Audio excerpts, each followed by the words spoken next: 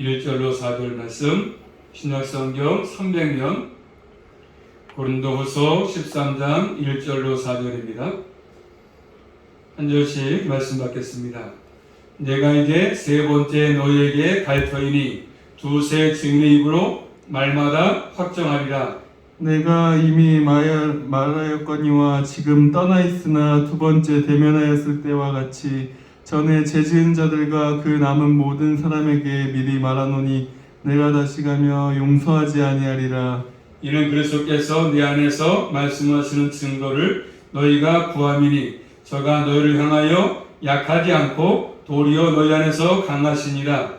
그리스도께서 약하심으로 십자가에 못 박히셨으나 오직 하나님의 능력으로 살으셨으니 우리도 저희 안에서 약하나 너희를 향하여 하나님의 능력으로 저와 함께 살리라. 아멘. 기도 올립니다. 아버지 하나님 감사합니다.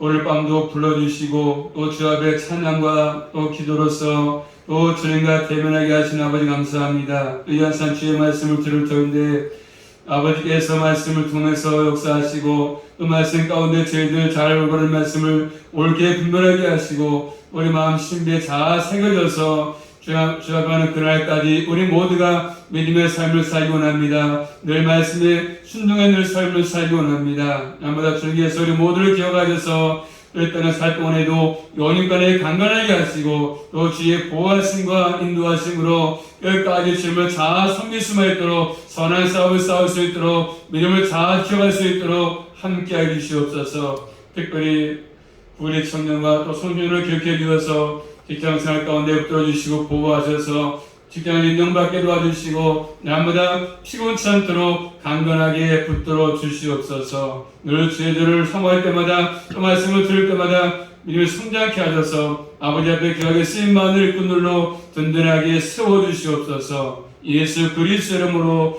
감사하며 기도 올리옵나이다. 아멘. 제목은 하나님의 능력으로, 그런 제목입니다. 자, 바울은 고린도 교회를 지금 세 번째 방문할 것을 얘기합니다. 1절 말씀 볼까요? 같이 시작.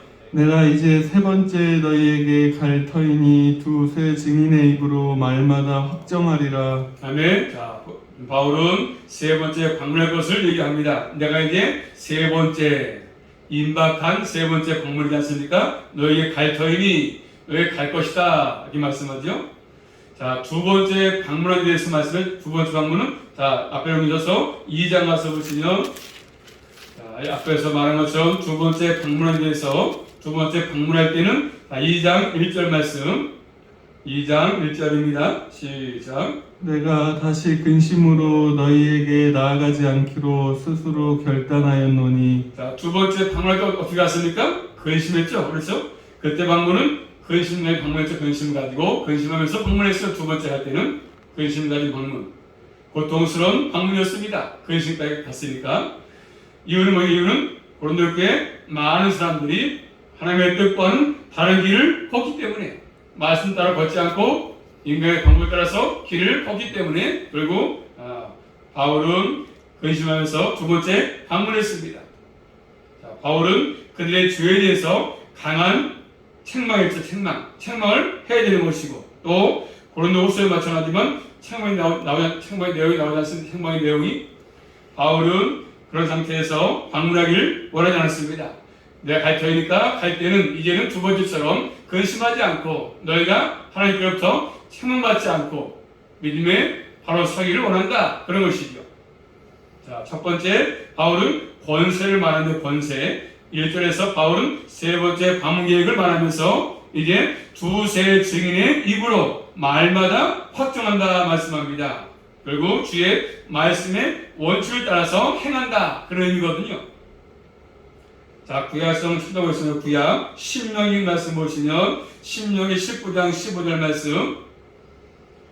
자, 내가 두세 증인의 입으로 말마다 확정한다, 이 말씀은 신명기 19장 15절 말씀 보시면 이렇게 말씀하십니다. 신명기 19장 15절 말씀 시작. 사람이 아무 악이든지 무릇 범한 죄는 한 증인으로만 정할 것이 아니요 두 증인은 입으로나 세 증인의 입으로 그 사건을 확정할 것이며.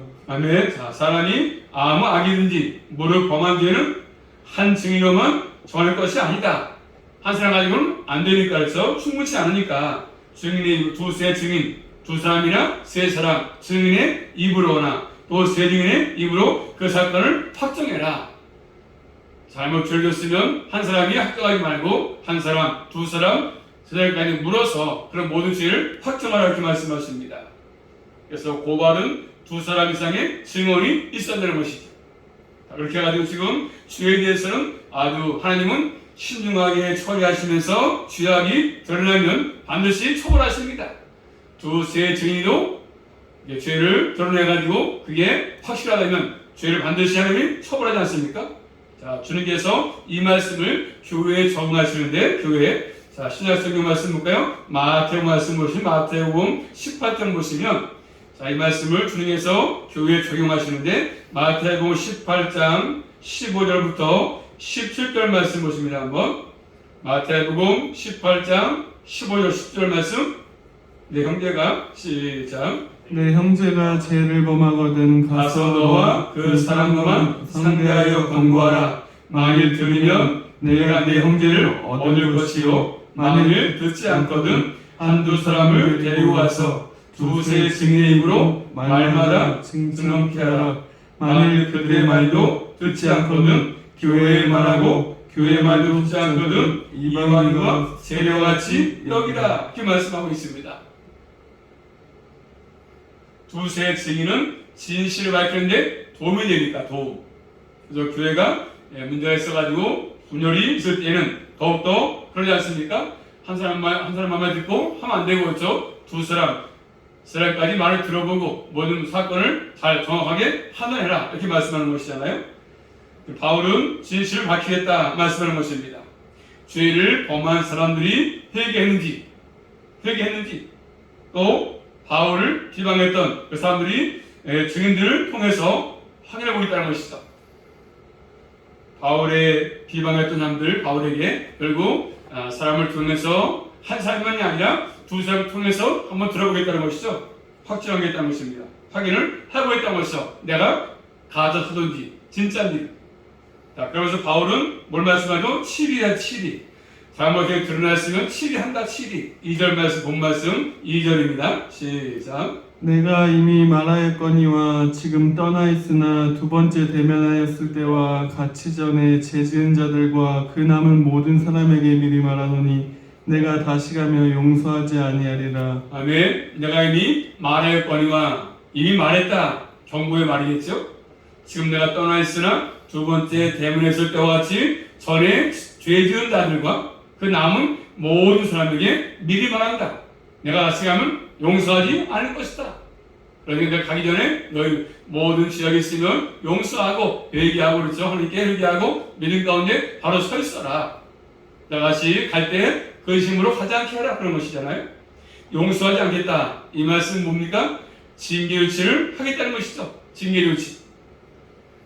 사도적인 권위를 행사하겠다는 것입니다. 어떠한 징계인지는 알 수 없겠지만, 아마도 그 당시에 성찬 교제에 참석하지 않겠다는 것이 의미일 수 있습니다. 성찬에 참여하지 못하도록. 자, 한번 찾아볼까요? 고전 5장 11절 말씀 보시면 어떠한 징계인지 정확히 알 수 없지만 아마도 성찬 교제에 참석시키지 않겠다 의미일 수 있습니다. 성찬의 자리에, 성만찬 자리에. 자, 고전 5장 11절 말씀 보십니다. 한번. 5장 11절 말씀 시작. 이제 내가 너희에게 쓴 것은 만일 어떤 형제라 일컫는 자가 음행하거나 탐남하거나 우상 숭배를 하거나 후욕하거나 술 취하거나 토색하거든 사귀지도 말고 그런 자는 함께 먹지도 말라 함이라. 함께 먹지도 말라. 성찬식에 참가하지 못하게 하는 그런 의미로 볼 수 있습니다. 자, 그러면서 전에 죄 지은 자들은 전에도 죄악을 따라서 생활했고, 그렇지 않습니까? 또 바울이 두 번째 방문했던 마찬가지요. 역시 그들은 죄악을 따라 살았습니다. 그리고 2절 말씀이니까 그 남은 모든 사람까지. 그래서 세 번째 방문했던 역시 여전히 예기치 않고 죄를 짓는 삶을 살고 있는 사람들을 볼 수 있는 거 아니겠습니까? 세 번째까지 가도 역시 죄를 짓고 사는 사람들. 죄 지은 자들은 죄를 지은 자들이고 그 남은 사람들은 그 죄를 강구하는 것들, 강구하는 사람들 그런 게 있습니다. 어떤 미리 말하는데 내가 가면 세 번째 가면 너희를 용서하지 않겠다는 것이죠. 두 번째는 근심하면서 갔지만 이제 세 번째 가면 절대로 용서하지 않겠다. 자신이 그것으로 가면 이제 뭐죠? 그 바울의 인내의 시간이 끝날 것이다. 자, 지금까지 계속 기다렸지만 이제는 인내가 끝날 것이다. 인내가. 자, 복음을 대적하는 사람들에게 강력하게 경고합니다. 바울은 내가 이제 세 번째 가면 반드시 심판할 것이다. 이런 것들이 죄를 조치하겠다. 그런 것입니다. 바울이 이렇게 하면서 뭡니까? 이제는 뭡니까? 다시 한번 너에게 회개의 기회를 주겠다는 것이죠. 회개의 기회. 이번에 마지막이야. 회개하지 않으면 믿음 가운데 서지 못하면 더 이상 너에게 기회가 없다. 그런 말입니다. 자, 교회는 지금도 이런 권세가 존재해야 되는 것이지 않습니까? 어떤 죄악이 있을 때 그래서 무조건 덮어놓고 용서하라. 주님이 그렇게 말한 적이 없습니다. 죄를 져놓고도 하나님 사랑이시니까 용서하라고 하시니까 용서하자. 그런 거 아니지 않습니까? 그렇게 하라고 말씀하지 않았습니다. 잘못하면 죄를 반드시 그래서 나타내가지고 잘못된 거기에 대해서 대가를 지불하고 그런 것이 필요하지 않습니까? 무조건 잘못해도 용서하고 이건 아니거든요. 그래서 말씀을 정리해본다면 자 개인에게 공부해라. 죄였으면 권고하고 그 다음에 두세 사람의 증인을 세우고 그 다음에 교회에 말하고 그 다음에 이방인과 세례처럼 대하라. 이렇게 말씀하셨습니까? 자, 이처럼 지혜롭게 해서 교회를 세워나가라. 지혜로운 방식으로. 그래서 교회 권세를 가르치는 것이지 않습니까? 교회 권세. 주님께서 교회를 바르게 세우기 위해서 주신 것들이지 않습니까? 항상 교회는 이런 것들이 필요합니다. 이런 조치가 필요하죠. 이런 권능이 필요합니다. 이런 권세가 필요한 것입니다. 그런데 우리 시대에 보면서 이런 교회 권세를 너무 쉽게 무시합니다. 쉽게. 교회 권세를 비운 사람들이 많이 있습니다. 비웃습니다. 자, 그런 사람들은 살아계신 하나님을 모독하는 것이고 예수 그리스도를 무시하는 것들입니다. 우리 시대에 회복이 될 것은 뭐냐면 교회의 권세죠. 권지. 그런데 지금 교회들이 권지를 잘하지 않습니까? 잘 안 합니다. 잘못해도 그렇죠. 그냥 놔두고 잘못하면 그렇죠. 징계도 하고 건징해가지고 얼마 동안 그렇죠. 거짓하라고 하고 이렇게 해야 되는데 그런 거 잘 안 하지 않습니까? 자, 바울은 그것을 말씀합니다. 교회가 회복될 것, 교회의 권징 이런 것이 필요하죠. 교회의 권세, 교회의 권위. 여기 두 번째로 또 본 말씀 보시면 바울은 하나님의 능력을 말씀하죠. 하나님의 능력. 자, 바울을 대적하는 사람들과 또 그들을 따른 사람들은 바울이 참된 사도임을 밝혀가는 것이야. 야 바울 네가 진정 밝혀봐라 진짜지를. 자 3절 말씀 보십니다. 한번 시작. 이는 그리스도께서 내 안에서 말씀하시는 증거를 너희가 구함이니 너가 너희를 향하여 약하지 않고 도리어 너희 안에서 강하시니라. 아멘. 자 바울을 대적하는 사람들이 바울에게 얘기합니다. 네가 진짜 사도이면 밝혀라. 뭘요? 그리스도께서 내 안에서 말씀하신 증거를 너희가 구함이니. 여기 뭐죠? 그리스도께서 바울에게 말씀했냐? 그러면 그 증거를 대봐라. 예수님이 너에게 말씀했다면 그 증거를 대보라는 것입니다. 바울에게 예수 그리스도를 대신해서 말씀하셨다는 증거를 대보라는 것이죠. 예수님께서 바울 너에게 내 대신에 예수님 대신에 말씀을 하라고 그 증거를 대보라고 지금 말하고 있지 않습니까? 증거를. 자, 이에 대해서 바울은 자신의 역사적인 삶을 얘기합니다. 그것은 바로 뭐죠? 그리스도를 따르는 사람이고 능력을 얻는 삶이다. 이렇게 말씀합니다. 자, 저가 너희를 향하여 약하지 않고 도리어 너희 안에서 강하시다. 이렇게 말씀하죠. 결국 예수 그리스도는 고린도 교회 안에서 강하시다. 이렇게 바울이 얘기합니다. 나는 약하지만 예수 그리스도는 강하시다. 강하다. 세 번째 방문에서 지금 그리스도의 강하심을 나타내고 있습니다. 이제 내가 세 번째 가면 예수 그리스도가 강하실 것이다 얘기하고 있습니다.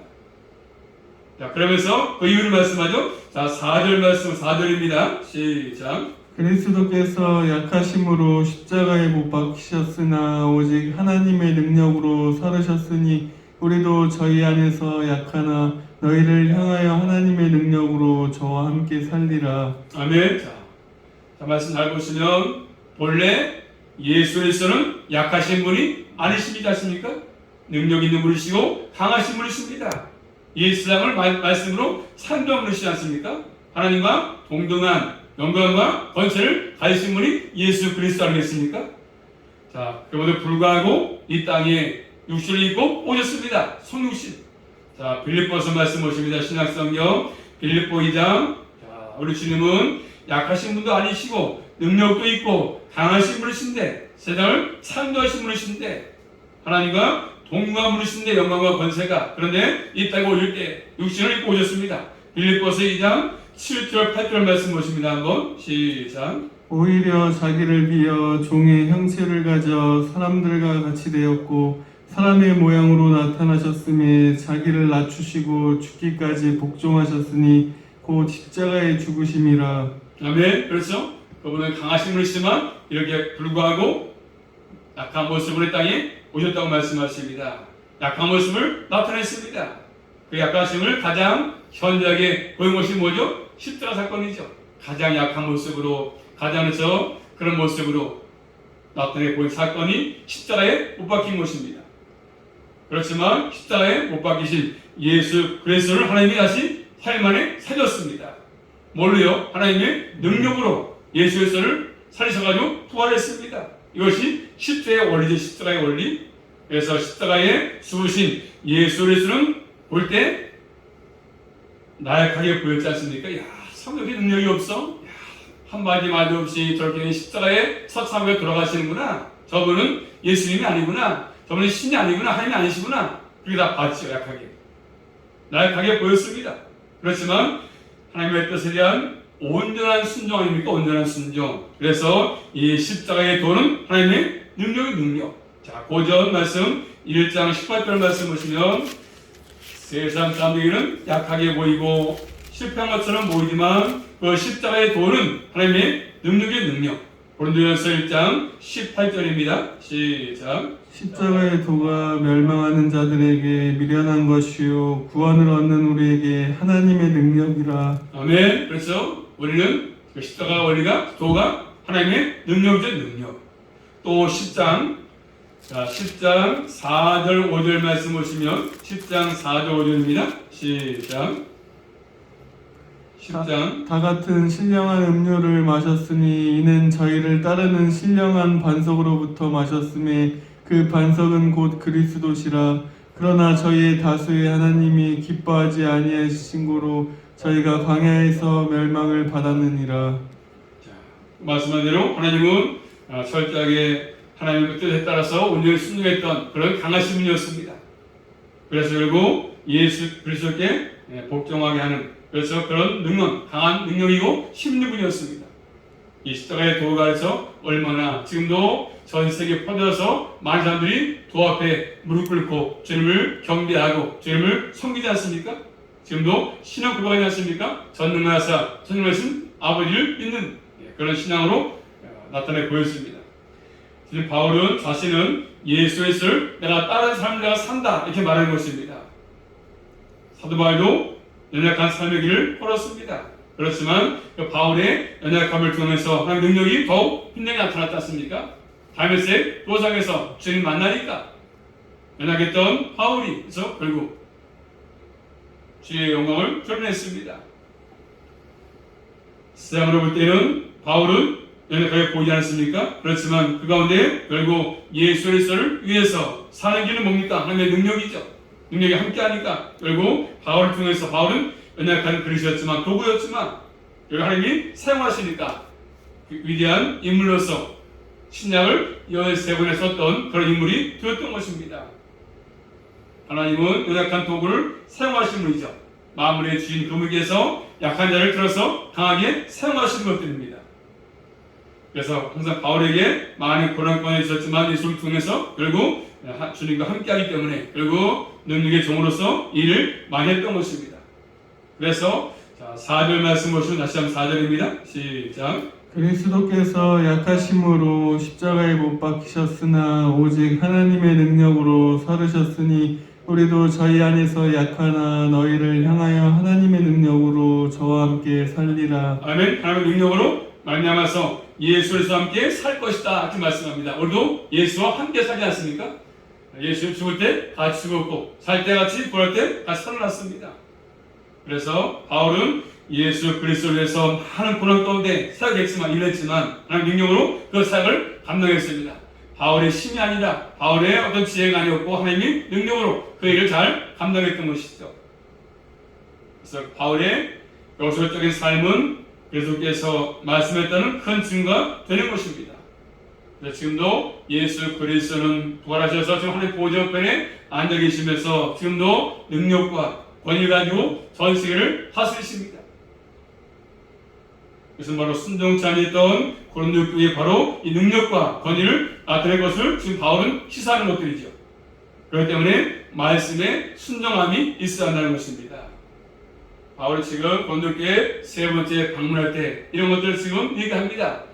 여기 갈 때는 근심하지 않고 철저하게 너희가 회개해서 그래서 내가 하나님을 신기치 않도록 하라고 지금 경고의 말씀을 주고 있습니다. 꼭 기억하셔서 남은 생도 오늘 바울의 고백처럼 철저하게 약할 때 강함 되시는 주님만을 바라보고 또 주의 말씀에 순종해서 아버지 앞에 귀하게 쓰임받는 일꾼들로 살아갈 수 있기를 주님의 이름으로 축복합니다. 기도합니다. 살아계신 아버지 감사합니다. 오늘 밤도 또 말씀을 통해서 깨닫게 하신 아버지 감사합니다. 늘 저희들 아버지 말씀을 따라서 살게 도와주시고 날마다 주의 말씀에 순종하게 하셔서 헛된 삶을 살아가지 않게 하시고 또 잘못된 삶을 살아가지 않게 하시고 아버지 기회를 줬을 때 항상 아버지 저희들 잘못한 것들을 회개하게 하셔서 더욱은 늘 주님의 사랑 가운데 거할 수만 있도록 늘 진리 가운데 거할 수만 있도록 인도하여 주시옵소서. 한 주간도 또 주의 말씀을 들고 삶 현장에서 직장생활 가운데 일터에서 가정에서 승리할 수 있도록 보호해 주시고 도와주시옵소서. 예수 그리스도 이름으로 감사하며 기도 올리옵나이다. 아멘.